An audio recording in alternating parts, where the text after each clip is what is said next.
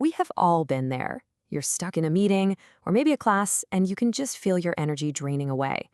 You're thinking, this totally could have been an email, right? The pain of a bad discussion is universal. But what if I told you there's a way to actually fix it?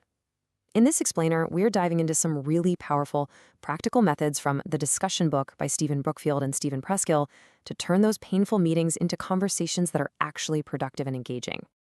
First things first, let's talk about the problem. Before we can find a cure, we gotta really understand the symptoms of a truly awful discussion. Go on, take a second. Think back to the last time you were in a discussion that felt like a complete and total waste of your time. I bet one just popped into your head instantly. It's a feeling we all know way too well. Oh, you know the signs. You ask a question and you're hit with that awkward, just suffocating silence. Or you get the exact opposite. One or two people just dominate the entire time while everybody else completely tunes out. The topic drifts, ideas just kind of fizzle out, and you leave feeling like absolutely nothing got done. The authors describe it perfectly. It can feel like drawn blood from a stone. This bumper sticker, which is mentioned in the book, it just says it all, doesn't it? It just perfectly captures that collective sigh we all feel about pointless meetings. But here's the good news. It does not have to be this way. There is a path out of discussion purgatory. So what's the solution? Well, it's a simple idea, but it's really profound, and it feels a little counterintuitive at first. The secret is to plan.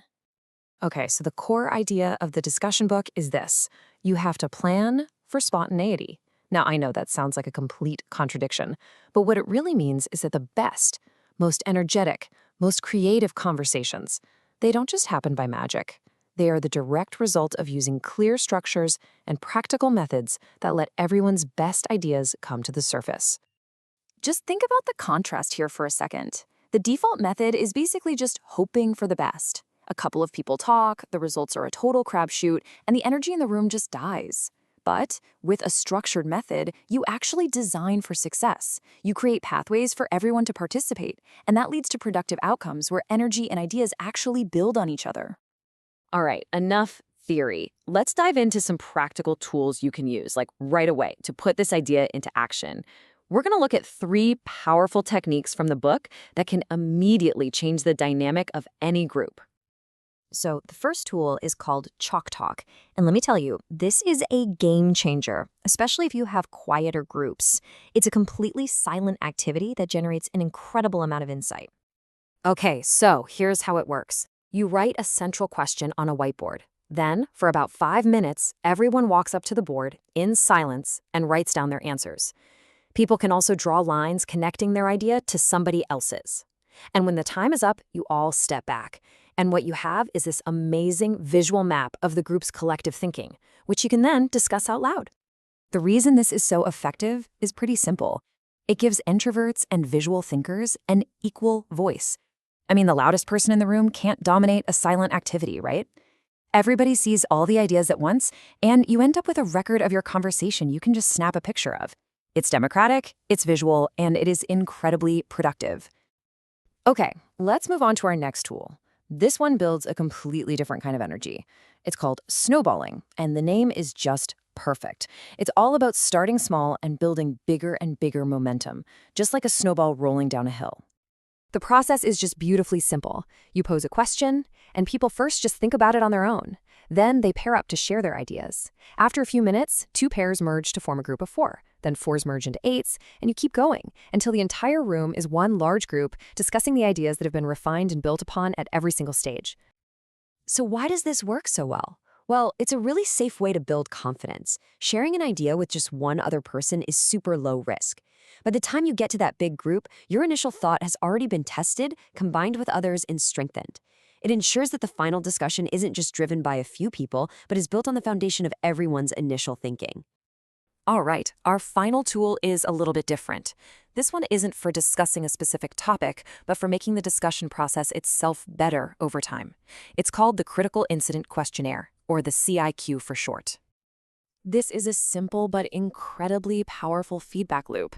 At the end of a meeting, you have everyone anonymously answer 5 questions about the session they just had. You, as the leader, collect the responses, look for patterns, and then, and this is the important part, at the start of the next meeting, You share a quick summary of what you learned and how you're going to adjust things. And these are the 5 questions. You see, they're not generic, they're incredibly specific and insightful. They help you pinpoint the exact moments of engagement and confusion. They help you understand what's actually helpful versus what was just kind of puzzling to people.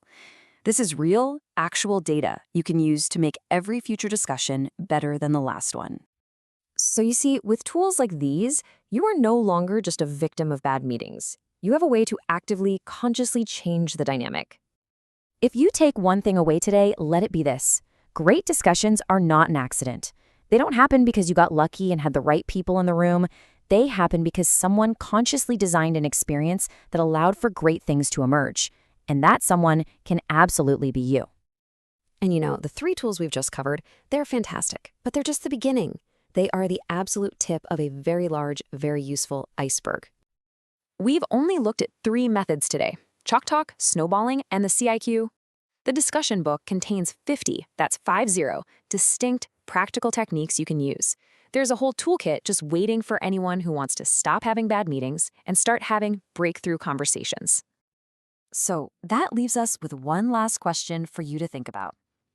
Think about your next team meeting, your next class, your next workshop.